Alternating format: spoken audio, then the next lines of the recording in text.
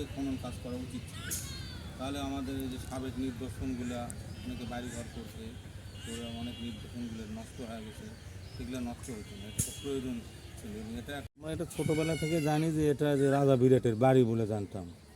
এখন প্রত্নতত্ত্ব বিভাগ থেকে আসা খনন কার্যের পর তারা বলতেছে যে এটা মন্দির।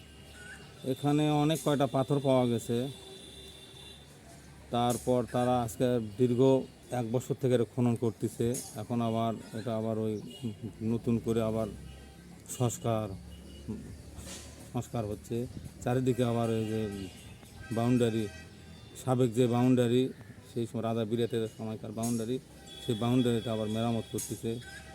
এখানে এখনও মনে করেন রবিবারের দিন হাজার হাজার লোক আসে এটা দেখতে, যেহেতু এখানে হলো বৈশাখীর মাস। গত রবিবারে দেখলাম হাজার হাজার লোক আসতেছে